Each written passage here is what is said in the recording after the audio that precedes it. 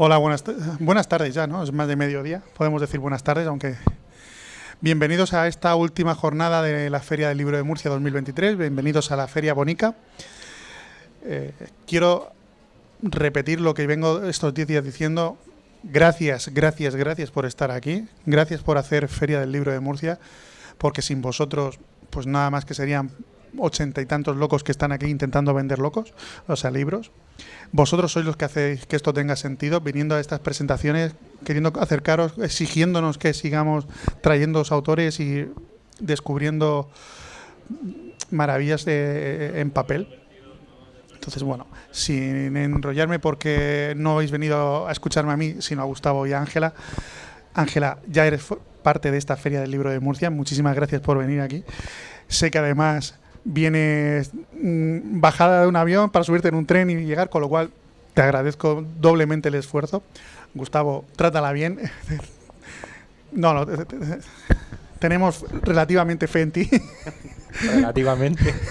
Muchas gracias. Señoras, Ángela, avanzas. Vale, gracias.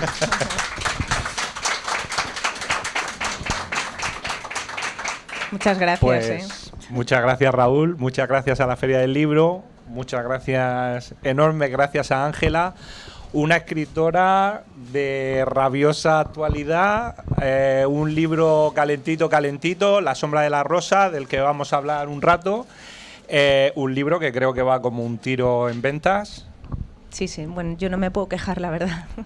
Creo que está teniendo buenas críticas, tanto de la crítica literaria como del público, y eso es importante. Recordaros, porque para eso estamos aquí, esto es una feria del libro, que el libro podéis comprarlo en las casetas habituales de la feria, y creo que al final, Ángela, vas a dedicar unos minuticos por si quieren, ¿no? Por supuesto. Que se lo firme. Pues nada, vamos a entrar en materia.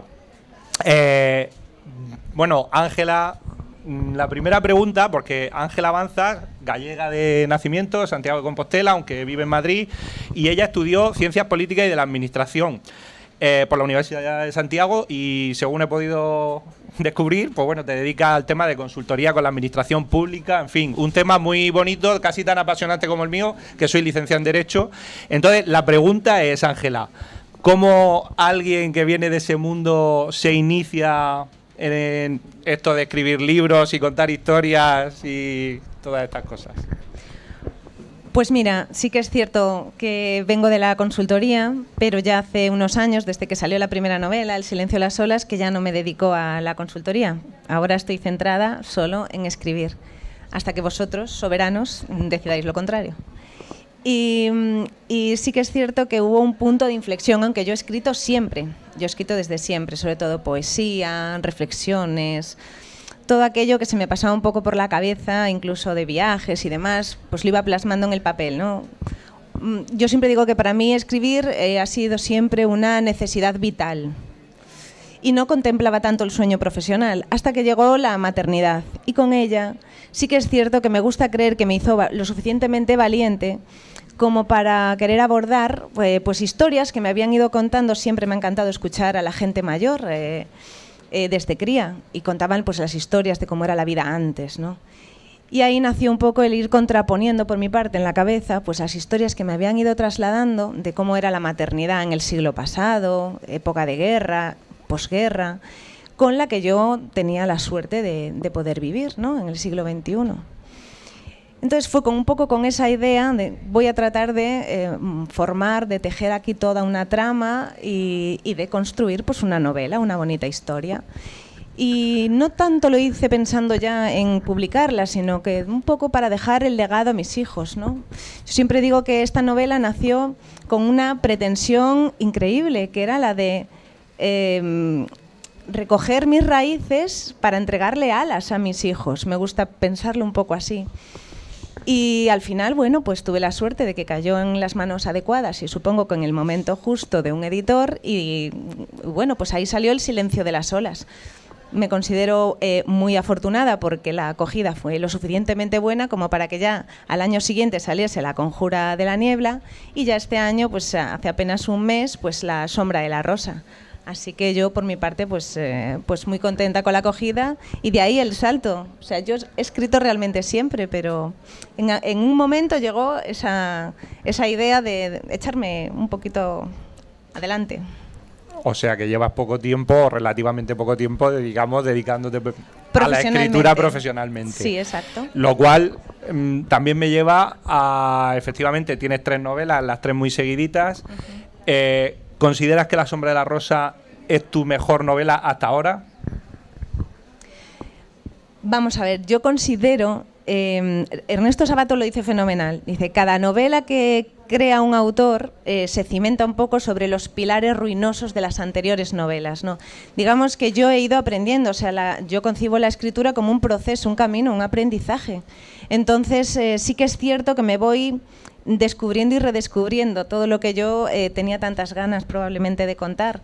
Es cierto que, como decía hace un ratito, pues las novelas las envuelvo en intriga, en suspense, que tan buena demanda tienen y tanto gustan, ¿eh? Y yo creo que lo necesitamos, porque también hay que entender la psicología de los tiempos que vivimos. Son tiempos muy rápidos, tiempos ruidosos, y necesitamos algo que nos estimule lo suficiente y nos introduzca, nos sumerja, pues en a lo mejor otro tipo de lecturas pues más profundas, ¿no? Entonces, La sombra de la rosa, mejor que las anteriores, es diferente, pero sí que hay una evolución. Y quien haya leído las anteriores aprecia esa evolución. Esta es más dinámica. He dado un paso al frente con esta porque escribo en primera persona, algo que en las anteriores no era así. Y esto me ha permitido a mí, al dotarles de voz, mi voz, a los 3 personajes que hablan en la novela, que es tanto la profesora de literatura, Antía Fontán, como un autor maldito de principios del siglo XX, como un asesino en serie, me ha permitido a mí también pues, entregarles algo más de mí. He podido profundizar mucho más, desarrollarlos más psicológicamente y también, como no, pues sobre todo pues el autor maldito y la profesora Fontán, el asesino menos, pues se ha llevado pues también alguno de mis latidos, me gusta decirlo de esa forma. Muy interesante. Y ahora te voy a hacer la mejor pregunta de la mañana.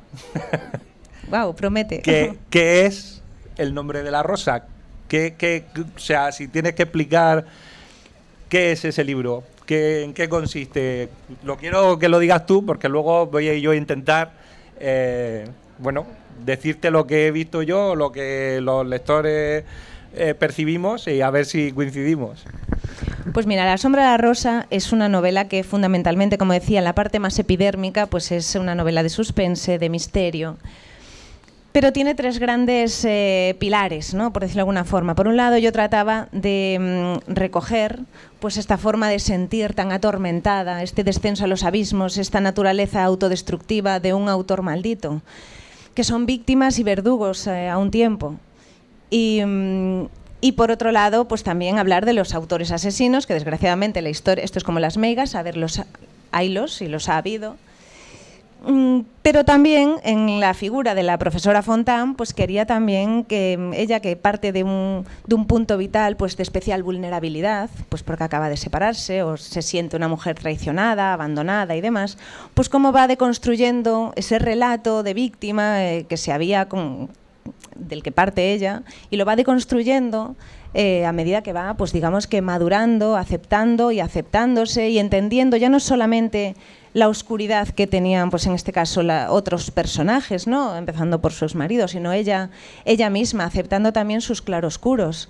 Y bueno, ese es un poco el camino. La novela son muchas capas, como decía antes, y en el corazón lo que late pues es esa íntima relación que existe entre el arte, las pasiones humanas y, cómo no, pues cómo no también pues lo que sentimos a la hora de tener pues relaciones, porque aquí se recogen de muchos tipos. Está la relación, el amor platónico, está también el amor sereno de quien lleva pues 50 años, el amor también de una madre o de un padre por sus hijos, o sea, hay muchos tipos, una abuela, ¿no? También de una abuela, por supuesto.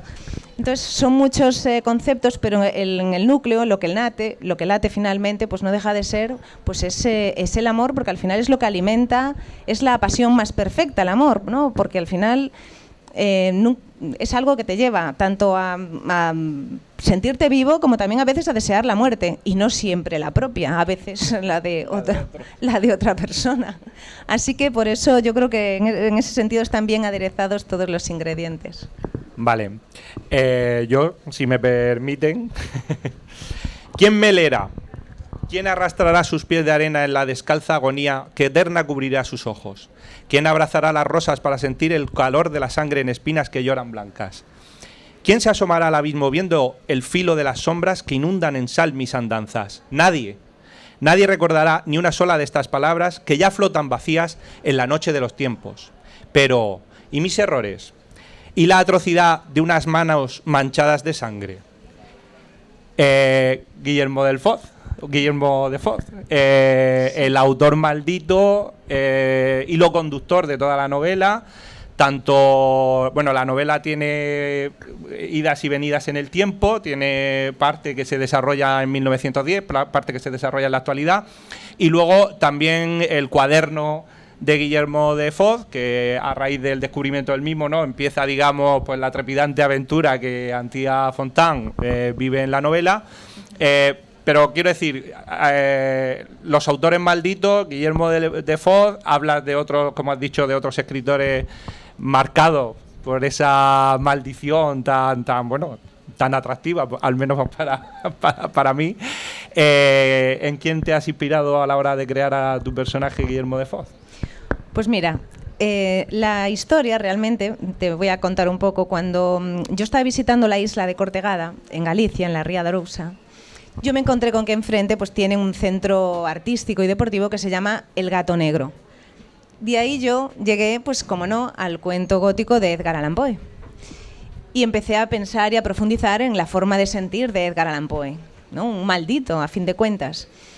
Me seducía enormemente, yo creo que como a la mayoría, ¿no?, esa forma de sentir tan atormentada. Un hombre que, como mi Guillermo de Foz, pues tenía esa piel fría para proteger un corazón tan ardiente, esa mirada melancólica de alguien que sufría enormemente, que se sienten en el fondo, pues como muchos poetas románticos o posrománticos, se sienten desterrados del mundo, ¿no? Como dice Guillermo de Foz, por el éter del oscuro universo, que perverso me arrojó este mundo, y que le dice a su amada, recuérdame. Pues esta es un poco esa forma de sentir tan atormentada que tienen. A mí esto me seducía un montón. Pero ya no solamente con Edgar Allan Poe, que después, además de perder a su primera mujer, caer en el alcohol, en el láudano, sufrir una terrible depresión, pues él sentía, sin amor, dice, me encontrará la muerte, dice, porque no puedo, él no concebía vivir, aunque era una persona fría que escribía cuentos de terror y demás, y por eso ha pasado a la historia de las letras, no por su poesía. Sí que es cierto que era un hombre con un sentir especialmente vulnerable y como decía, atormentado. Pero no solamente él, ahí aparecen, claro, los distintos los rasgos que comparten todos estos autores malditos, principalmente románticos, ¿no?, con una poesía tan excelsa y sublime. Y me encontré también con Hölderlin, el poeta alemán, y en él me inspiré también porque él también se había enamorado profundamente de una mujer, en este caso casada. Y claro, no pudo estar con ella, y a ella le dedica una obra que es el Hiperión, y le llama mi Diotima, como la sacerdotisa griega Diotima de Mantinea, que le había enseñado pues a Sócrates la genealogía del amor. Entonces se refiere a ella con este nombre en clave, ¿no?, digamos que esa contrafigura. Y a mí me inspiró esta historia, me inspiró mucho, porque el pobre de Hölderlin, no sé, en el momento de conocer la muerte de la mujer que había amado, la única que había amado en su vida, perdió la cabeza. Unos dirán después que, claro, lo que sufría era una esquizofrenia, pero la parte más romántica es que fue justo, digamos que a lo mejor pues se desató justo en el momento en el que Hölderlin pues supo de la muerte de esta mujer, Suzette Gontard. Pasó los restantes 40 años de su vida encerrado pues en una torre hasta que murió, ¿no? A mí esto me seducía enormemente porque alguien tan vulnerable, alguien que llevaba el peso del mundo sobre sus hombros, que tenía esa mirada de oscuridad, me ha asombrado mucho por parte de todos estos poetas, porque tenían la facultad, esa mirada lúcida de ver cuánta oscuridad habita en el universo, y al mismo tiempo tenían el poder en sus manos, o más bien en sus letras, de poder arrancarle brillo a ese universo y entregarnos estrellas, porque eso es lo que hicieron realmente con sus obras, aunque la mayoría de ellos no lo pudieron disfrutar en vida, ¿no? Como tantos. Ahora, pues lo quedaríamos muchos, ¿no? Por tener aquí sentados, pues, a esos autores que en su día a lo mejor fueron tan denostados.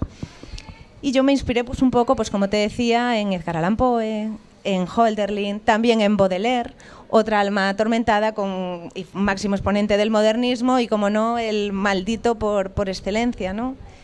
También él sufrió enormemente por amor y, de hecho, algunos de sus poemas más célebres de las Flores del Mal estuvieron durante 100 años, más de 100 años, censurados porque estaban dedicados a su amada. Pero bueno, ya él digamos que se expresaba de una forma que para la época, por eso yo aquí critico tanto la moral de un tiempo, porque el mismo fiscal, que además esto es muy curioso, porque fue el mismo fiscal que llevó a los tribunales acusado de torpedear, digamos, la moral pública de ese tiempo, a Flaubert, también lo hizo con Baudelaire. Y bueno, pues son algunas de los principales nombres y sus historias personales los que a mí me hicieron levantar, darle carnalidad, darle corazón y forma de sentir, pues, a mi atormentado Guillermo de Foz. Fuentes de inspiración. Brutales, como te imaginas. Sin hacer spoiler, por supuesto, pero el libro, bueno, hay un asesino suelto en el pueblo y sí que es cierto que hay ese hilo conductor que a mí, por ejemplo, personalmente me ha gustado mucho cómo ha metido a cada uno de esos autores malditos que él de alguna manera emula o... Sí, quiere hacerles como un homenaje, ¿no? Sí, y cómo lo has ido metiendo en la historia y que cada crimen, digamos, tuviera sentido en la figura de ese escritor que de alguna manera se ensalza, pero de alguna manera pues también no tienen su historia negra bastante potente detrás. A mí esa parte, por ejemplo, me ha gustado, es de lo que más me ha gustado del libro.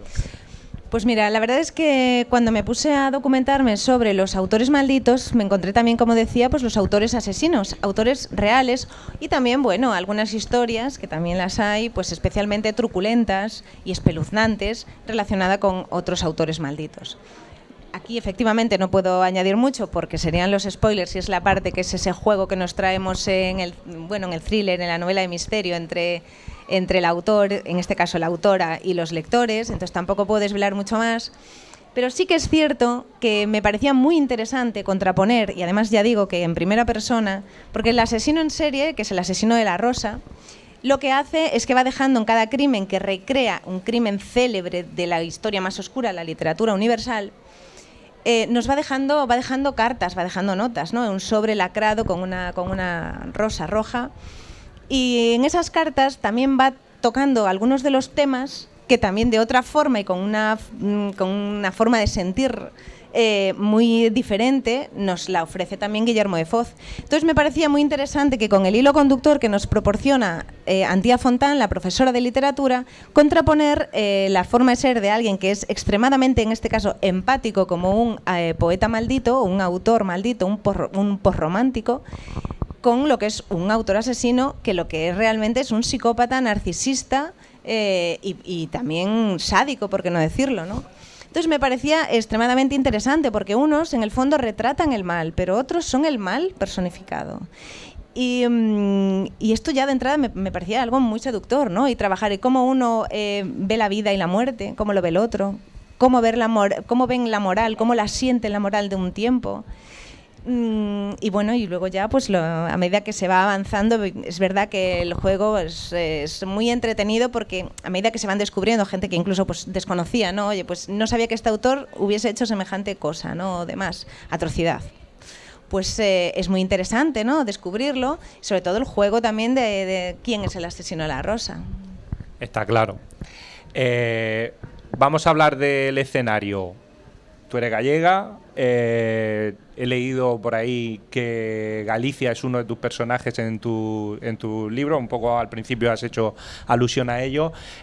A mí, o sea, yo ya le he dicho a mi mujer que el verano que viene vamos a la isla de Cortegada, seguro, porque ¿cómo la describes? Ese misticismo, ese halo, ¿no? También de misterio, del saber que ahí habitaba gente pues a principios del siglo XX, me parece increíble. ¿Cómo llegas a la isla de Cortegada o cómo te la encuentras en tu camino? Pues mira, fue en el, digamos que en el proceso de documentación de La Conjura de la Niebla, que yo buscaba, y está, para quien no la haya leído, pues hay una parte dentro de una isla ficticia, que yo le llamo Soutobello, que yo buscaba una ambientación muy concreta, la de una fraga atlántica, ¿no? Un bosque pues especialmente húmedo, con unos laureles que son los más altos de Europa, unas nieblas, telarañas gigantescas, vamos, una ambientación fantasmagórica de cuento, que podría ser en este caso de Edgar Allan Poe. Y cuando estaba allí, la gente del lugar tuvo a bien contarme la historia de la isla de Cortegada, una historia que yo, pese a ser gallega, desconocía. Yo soy de Santiago, pero yo desconocía esta historia. Y es que la isla de Cortegada fue donada al rey Alfonso XIII a principios del siglo pasado. Le habían prometido a la gente, a los pobladores, que en la isla pues, podrían construir, vamos, el rey tenía la promesa de que iba a construir, a edificar allí un palacio de verano. Y eso iba a llevar, bueno, pues no, os podéis imaginar, iba a mover a la corte, iba también a la corte inglesa, iba a mover a políticos, a empresarios, los beneficios económicos, en una época además en la que la sangría migratoria que había desde Galicia hasta las Américas, fundamentalmente, también para el centro de Europa, era espeluznante. Y además, la migración que había antes no es como ahora. Antes se despedían, ahora se despiden y vuelven por Navidad, ¿no? A comer, a tomar las uvas y a comer el turrón. Pero en aquella época no era así. Se despedían y las madres despedían al hijo y no sabían si lo iban a volver a ver. Y a veces, bueno, algunos volvían con fortuna en los bolsillos, pero pues otros morían y simplemente se enteraban bastante tiempo después de, pues mira, ha sucedido esto, ¿no? Y entonces, claro, yo ahí sí entendía que la gente, con esa promesa, todos con lo que nos gusta la tierra, nuestra casa, nuestra allí que se pueden ver las ruinas de las casas, con sus parcelitas para plantar, para sus animales y demás, sus hórreos, ¿no? Tan típicos en Galicia. Cómo habían accedido a algo así, habían sido, pues le habían a cambio de una suma de dinero bastante ridícula, ¿no? Yo decía, ¿y esto? Pero claro, si a ti te dicen, es que de esa forma tu hijo no va a tener que emigrar porque le tendrá trabajo. Aquí construiremos esto, haremos aquello, habrá alcantarillado, todas esas cosas, ¿no?, que eran tan importantes, digamos, a principios del siglo pasado. A mí esta historia me sedujo. Os haré un spoiler histórico porque esto sí se puede hacer. No hay palacio de verano en la isla de Cortegada. No lo hay. Pero el rey Alfonso XIII, que exigió, hay que reconocerlo, exigió para él, en propiedad privada, no de la corona, sino para él, pues exigió la donación de la propiedad de la isla de Cortegada. Se quedó con la isla y también con un palacio de verano, pero en este caso en Santander, que es el Palacio de la Magdalena. Entonces, claro, a mí esto pues sí que me llamó la atención poderosamente porque como era una historia que yo desconocía, dije, me resulta lo suficientemente atractiva para querer colocarla de telón de fondo dentro de una historia. Entonces, claro, yo escribo novelas de misterio, suspense, intriga.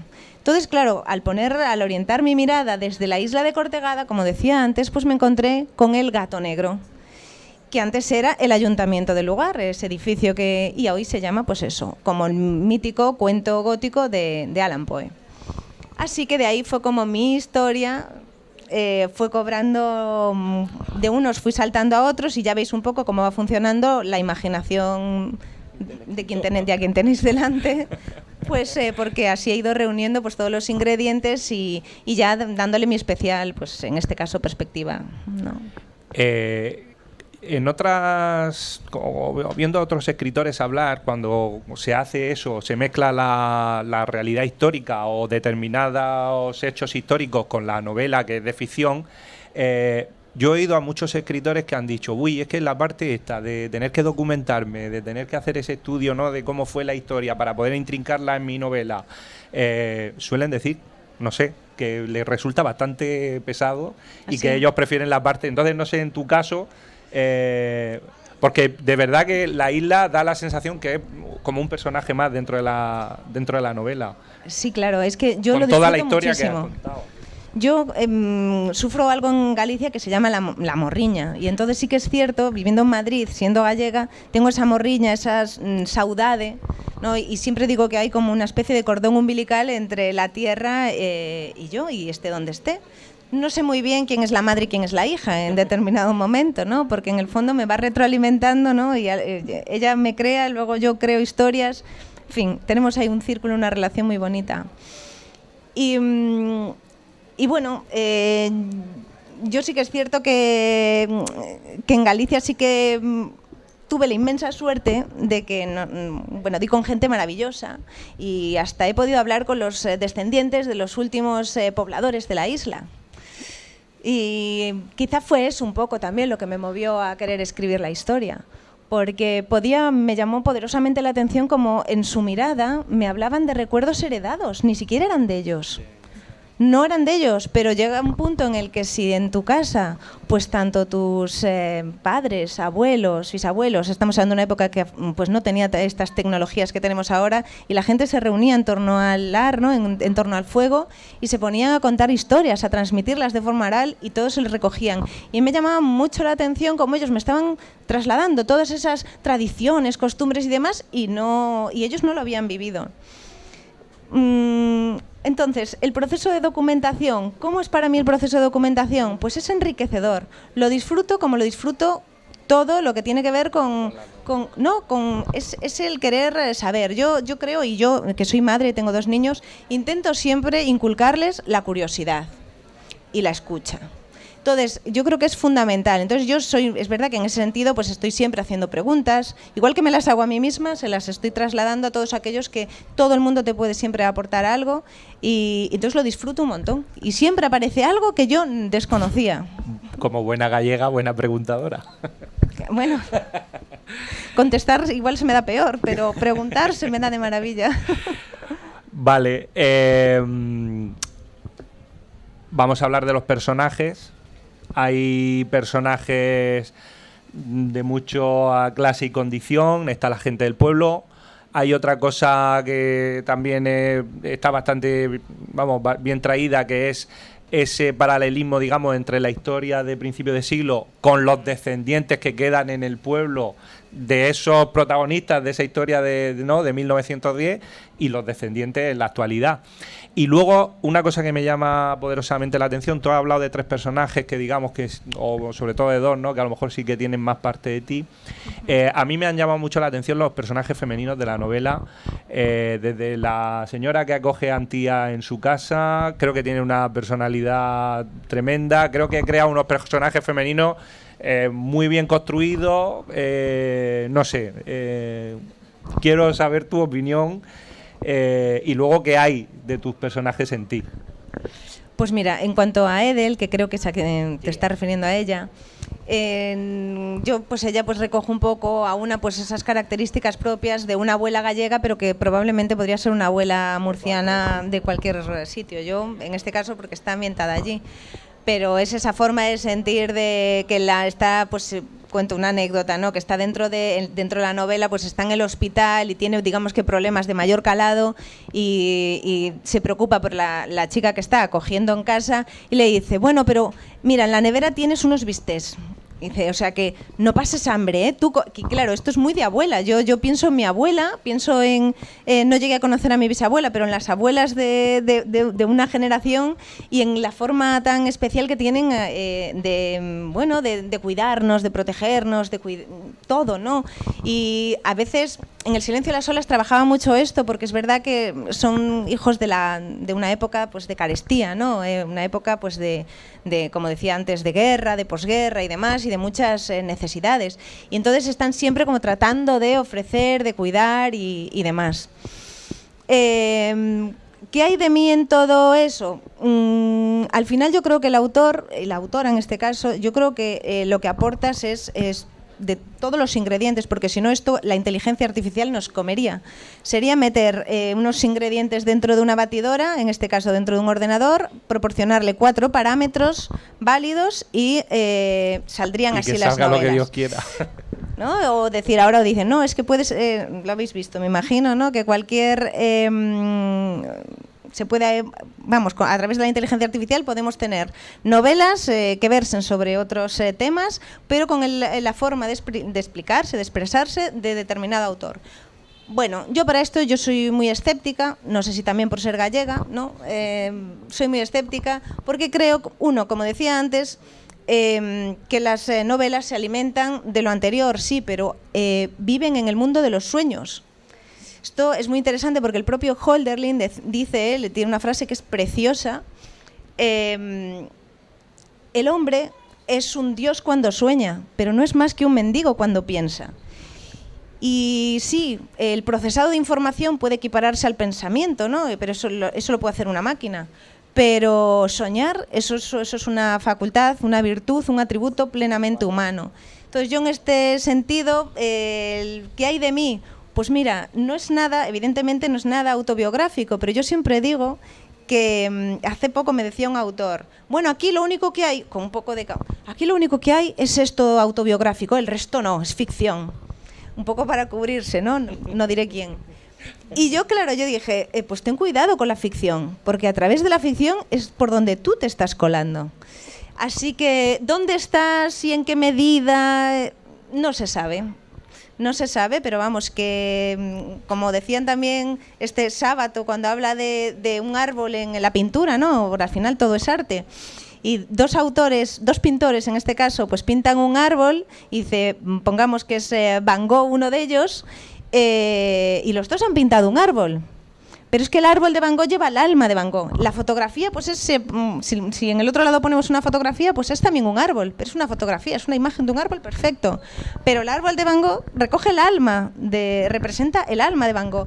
Bueno, pues al final yo creo que esa es la diferencia, ¿no? Me encanta marcarlo todo muy bien, pues para que se note que es inteligencia natural, por ahora al menos, y no artificial. Así que quien me quiera encontrar, por ahí dentro andaré. En el libro, ahondando en lo que estás diciendo, las tramas, las relaciones, sobre todo, ya digo, entre las mujeres, entre Antía y la nueva pareja de su ex, entre la mujer de su amigo con ella. Creo que es de las cosas que más logradas están en el libro y que más profundidad le aportan, por lo que decía un poco al principio tú, pues eso, de todas esas pasiones, de todos esos cariños, amores que tenemos. Exacto. Amores y a veces pues desamores o desencuentros con las personas que hay. Me ha llamado mucho la atención. Y hablando de mujeres, te quería preguntar, porque es evidente que hay una ola, creo, de escritoras magníficas, no solo en España, sino también a nivel internacional. Creo que la mujer está en una... no hace falta que yo lo diga, es algo que es palmario. La mujer está cogiendo un protagonismo y un camino de verdad de influir y de estar en el nivel que le correspondía. Y me gustaría saber un poco tu opinión sobre eso. ¿Cuál es el papel de la mujer hoy en día en la literatura? Y si crees que de verdad estáis ya alcanzando el nivel, digamos, del autor que parecía, ¿no? Ese sitio que más tal que estaba destinado al hombre. Pues vaya por delante, que el mundo es de las mujeres y el futuro será para las mujeres. Bueno, yo quiero pensar que el mundo es de hombres y mujeres y que el futuro también será de hombres y mujeres. Ya ves que empiezo siendo gallega. Imagínate. Sí que es cierto que era una cuestión de justicia porque las mujeres siempre han escrito igual que los hombres. O sea, hay hombres grandes pensadores y ha habido mujeres increíbles pensadoras. ¿Qué pasa? Que, pues claro, pues que lo estaba, pues como dice Virginia Woolf, en una habitación propia, la mujer necesitaba, ¿no? Haciendo una metáfora, una habitación propia para poder escribir, ¿no? Entonces, claro, la mujer, incluso hace no mucho que leía sobre la biografía de Marie Curie, dices, la gran Marie Curie, y tenía que hacer muchas cosas, no solamente ir al laboratorio. El señor Curie, siendo maravilloso, un marido y un científico estupendo y demás, sí que es cierto que no tenía que acometer, digamos, que las más responsabilidades que tenía Marie Curie. Pues en la literatura es más de lo mismo. Las mujeres actualmente leen muchas más mujeres que hombres. Entonces, para ser escritor tienes que ser un gran lector. Entonces es evidente que tiene que haber necesariamente más mujeres escritoras que hombres, porque somos más lectoras. O sea, es una cuestión de proporción estadística, es que es así. ¿El por qué hasta lo de ahora? Bueno, pues por una cuestión, ya te digo, social. El por qué en determinado momento las mujeres no podían hacer, pues a lo mejor, bueno, talento a raudales, me imagino, a raudales. Pero es verdad que como tantos ejercicios intelectuales o como diría este Galeano, de ser también sentipensante, ¿no? Que no solamente se trata de utilizar el intelecto, sino también las emociones, el campo de las emociones ha estado siempre relegado también a un segundo lugar, a un segundo plano, ¿no? Entonces las mujeres era lo emocional y demás, lo científico, lo serio, lo formal, no sé qué. Todo para los hombres. Lo emocional de manera despectiva. Lo emocional de manera despectiva. Hoy en día que deberíamos, justamente es la forma que nos diferencia, yo siempre digo, lo que nos diferencia más de las máquinas es la capacidad para soñar, la capacidad inventiva. Los hombres, o sea, yo soy una lectora, yo leo hombres y a mujeres, o sea, yo leo contenido. Sí que es cierto que sobre determinada materia y determinada época, igual que tengo que recurrir pues a un texto del siglo XVI, pues recurro, pues si me interesa más la mirada de una mujer o la de un hombre. Desgraciadamente, cuanto más hacia atrás nos vamos en el tiempo, nos encontramos más miradas sobre el mundo masculinas que femeninas. Pero bueno, yo creo que estamos caminando en la línea, no es que sea ya la adecuada, porque yo no soy quien para decir si es la adecuada o no, pero sí que es cierto que es la justa, ¿no? Entre comillas, porque como te decía antes, o sea, si las mujeres leemos más es que se nos despierte el gusanito de querer escribir y que tengamos mucho, porque afortunadamente tenemos mucho que contar y que decir y que crear, ¿no? En el fondo, al final, si de algo sabe una mujer es de crear. Además de verdad. En el libro hay otra cosa que me llama poderosamente la atención, que es la mezcla de estilos literarios. En el libro hay poesía, hay hasta artículos periodísticos, está la parte, como decías antes, efectivamente, que están contando en primera persona la historia, los protagonistas. En fin, tienes ahí una mezcla de estilos literarios y, desde mi humilde opinión, creo que muy bien conseguida y muy bien lograda. ¿Cómo has hecho para trabajar en eso? Por ejemplo, me parece increíble, muy, pues eso, poética, aunque es prosa, la parte del cuaderno de un condenado, el cuaderno que se encuentra, digamos, esas memorias perdidas de Guillermo de Foz. ¿Cómo trabajas todos esos estilos literarios a la vez? Pues es que yo disfruto muchísimo de escribir. Ya es algo que me sale de una forma natural, pero la trabajo mucho. Evidentemente no me lleva al mismo tiempo escribir el cuaderno de un condenado a muerte, que nos puede recordar, ¿no? Algunos lectores me han dicho, es que me lleva a pensar en Becker, es que a veces siento que estoy leyendo a Becker. Y en cambio, pues escribir pues otro tipo de prosa más actual, más cercana a nuestros días, más fresca, incluso con píldoras de humor, de costumbrismo y demás, en la línea del 2002.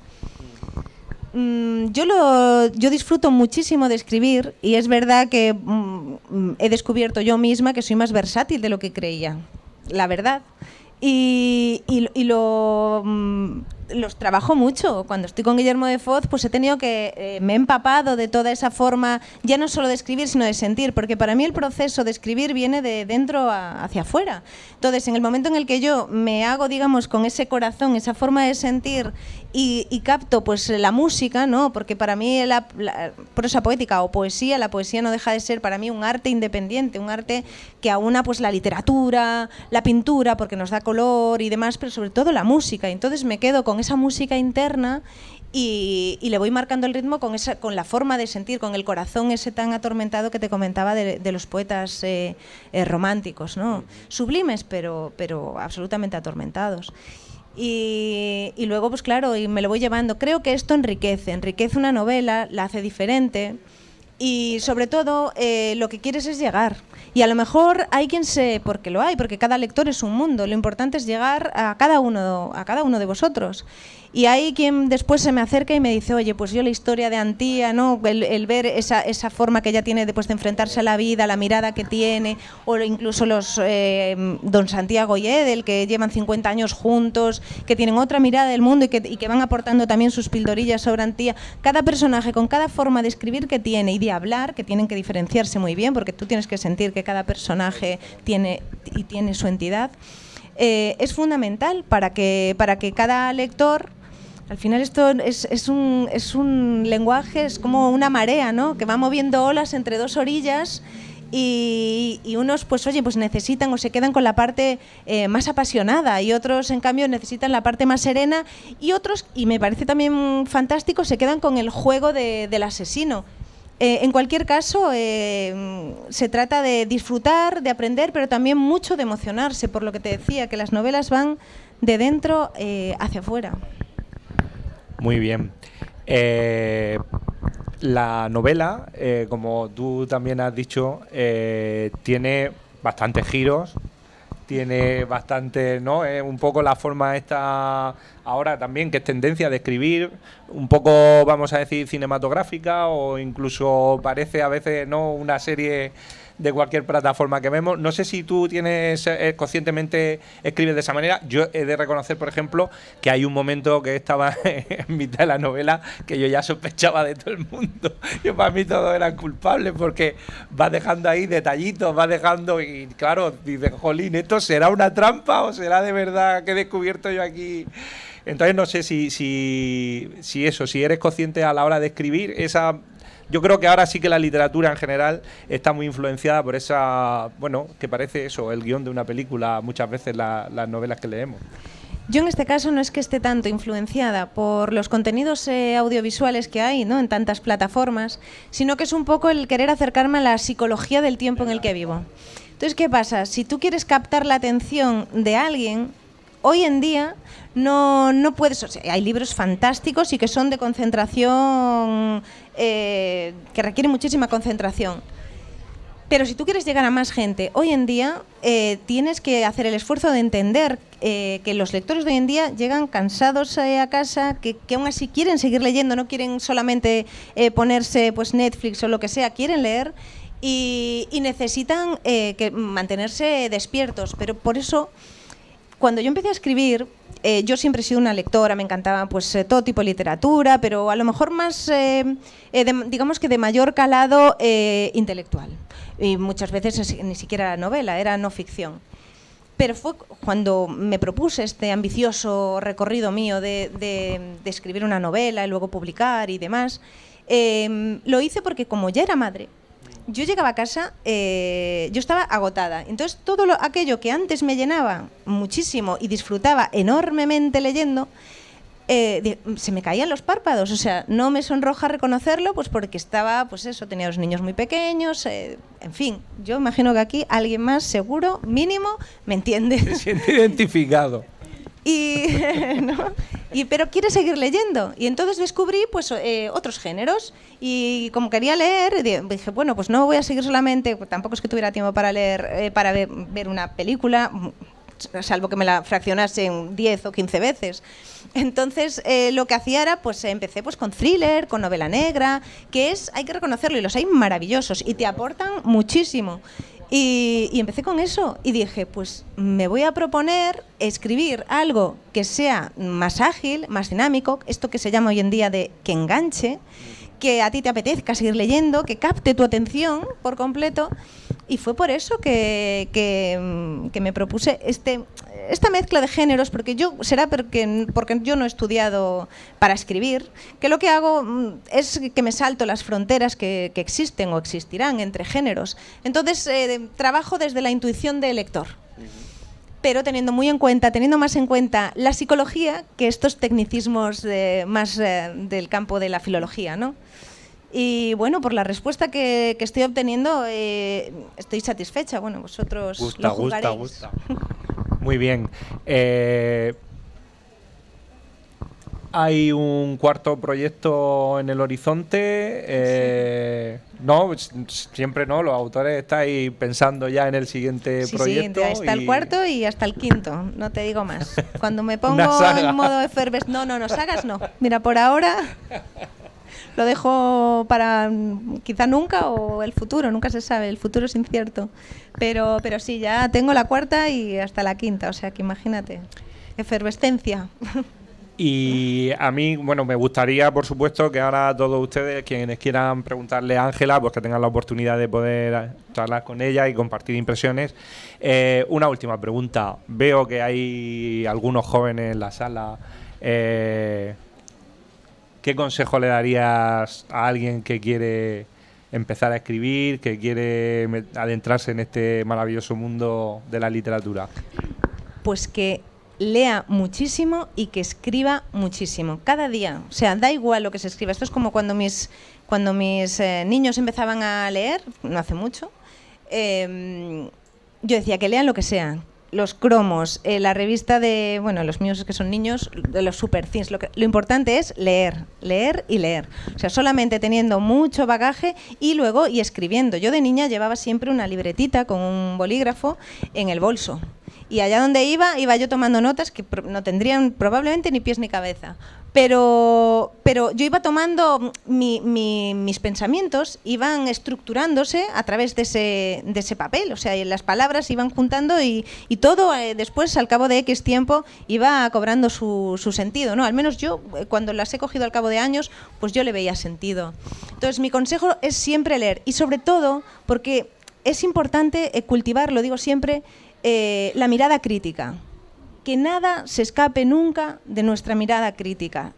Porque si no se cultiva de niños, de jóvenes, en el momento en el que se entra ya en esta vorágine del mundo del trabajo, del mundo de los adultos, que le llamamos, si no se ha sembrado lo suficiente, si no tenemos la brasita ahí todavía calentita en la cabeza, cualquier cosa, cualquier influencia externa nos va a acabar convirtiendo, dejaremos de ser humanidad para convertirnos en una masa sin forma, y no sabremos dónde empieza uno y dónde acaba el otro. Entonces es muy, muy importante el ser críticos, y para eso hay que reflexionar, y la reflexión nos la proporcionan afortunadamente pues los libros. No digo que sean los míos, pero en general cualquier lectura te puede ayudar siempre a reflexionar. Hay que tener siempre la mirada dispuesta para poder reflexionar, y de esa forma luego en el futuro escribir, y que nos abandonen los sueños. Los sueños hay que perseguirlos, claro.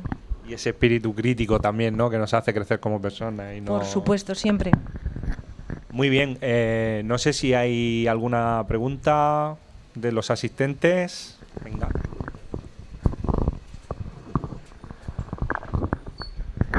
Buenos días, Ángela. Buenos días. Yo quería preguntarte, por supuesto, por Antía, por la protagonista. Yo en mi cabeza pues me la he imaginado, ¿no?, de una manera. En el libro creo que no das ninguna pincelada de cómo es físicamente, sí que hablas de su forma de pensar, de sentir, de actuar, pero me pica la curiosidad de saber, yo me la he imaginado de una manera en mi cabeza, ¿cómo es Antía para ti? ¿Cómo la describes físicamente? ¿Hay una Antía física en tu cabeza? Quiero decir, ¿es alta, es rubia? ¿Cómo es?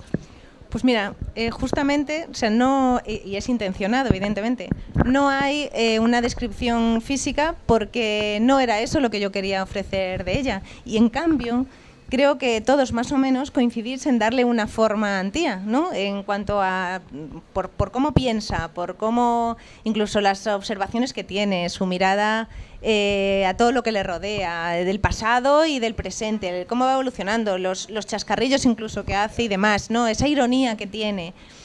Todos os la habéis imaginado, y yo creo que de una forma bastante parecida, pero claro, es que eso no era la forma física que tengas. O sea, yo en este sentido, por eso es lo importante, digo siempre, ¿no? Es lo que va por dentro, la forma de pensar, la forma de mirar, la forma de sentir, es la percepción.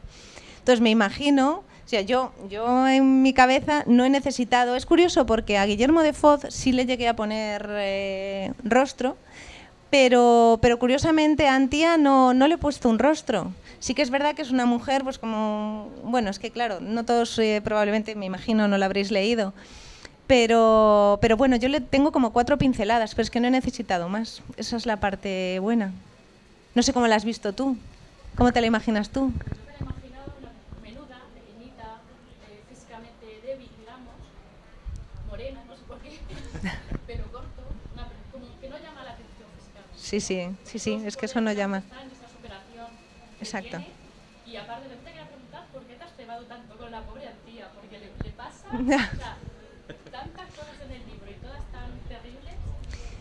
Pues no es que... Es verdad que, bueno, en el fondo pues ella se convierte, claro, en la Diana de este asesino en serie y demás, y tiene que ir lidiando con la parte del pasado. Ella va haciendo esta lectura, ¿no?, del cuaderno, descubriendo el cuaderno de un condenado a muerte, escrito por Guillermo de Foz, va descubriendo incluso raíces de ella, de su familia y demás. Empieza ya la novela fuerte, porque empieza ya sufriendo también una pérdida.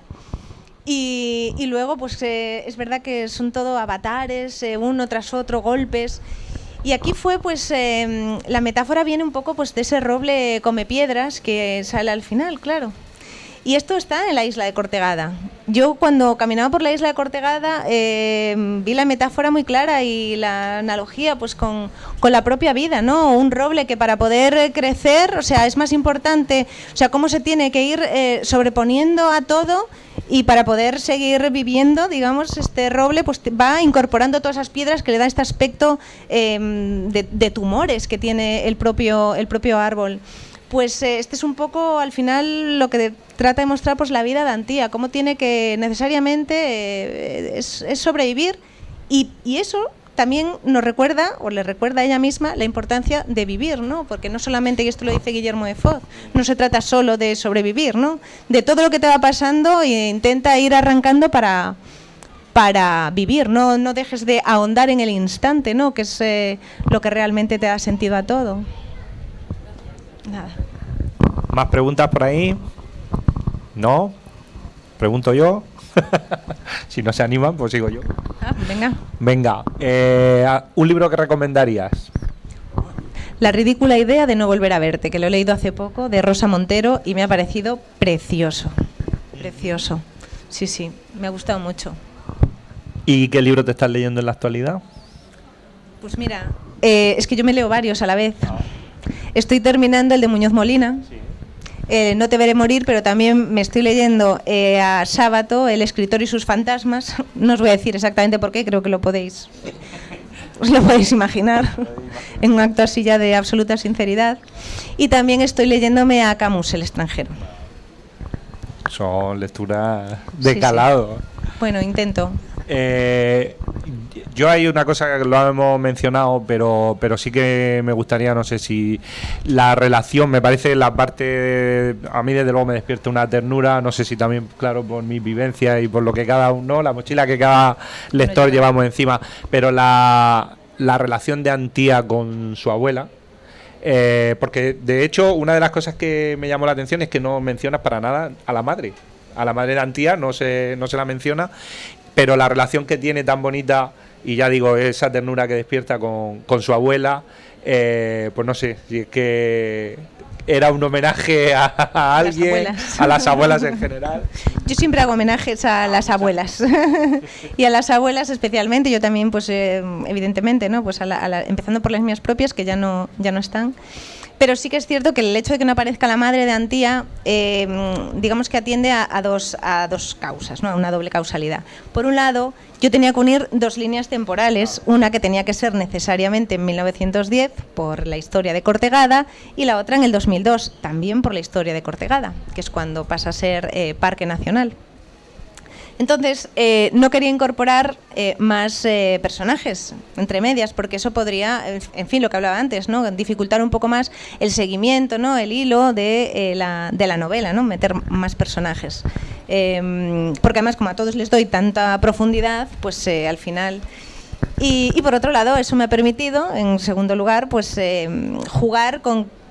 ¿Qué había pasado con la madre, ¿no? Ha habido lectores que me han llegado a decir, lectoras, yo he llegado a pensar que era la madre, porque yo decía, esa madre tiene que estar en algún lado y ser responsable de algo. Pero bueno, sí, la parte bonita es que yo disfruto mucho de cuando ella habla, pues Antía, de su abuela y demás.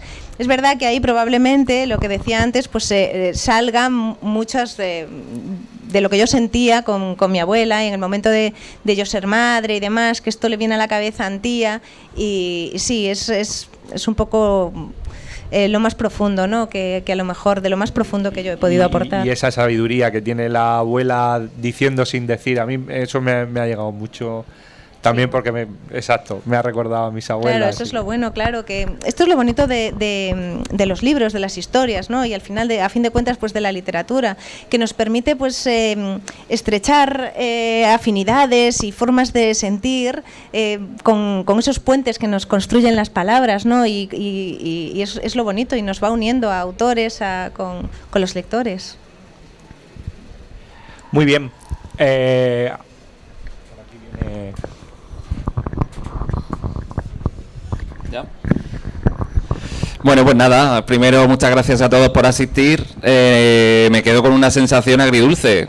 Dulce porque nos habéis regalado una charla, una presentación chulísima. Yo creo que a todos le habéis dado ganas de comprar el libro de Ángela. Ya sabéis que lo tenéis aquí al fondo ahora para comprarlo y si alguien quiere firmarlo. Y agria un poco porque, bueno, con este acto cerramos la Feria del Libro 2023, la Feria Bonica, que ha sido todo un exitazo de público, así que de verdad muchísimas gracias a todos los que os habéis pasado por este acto o durante casi los 12 días que hemos estado. Ha sido un exitazo y un récord en todos los sentidos, así que de verdad desde la organización pues daros muchísimas gracias a todos y bueno, especialmente a Gustavo, que ha hecho una presentación increíble, que voy a decir yo, y Ángela, por supuesto, por regalarnos esta charla súper apasionante que creo que hemos disfrutado todos muchísimo, así que de verdad muchas gracias a todos.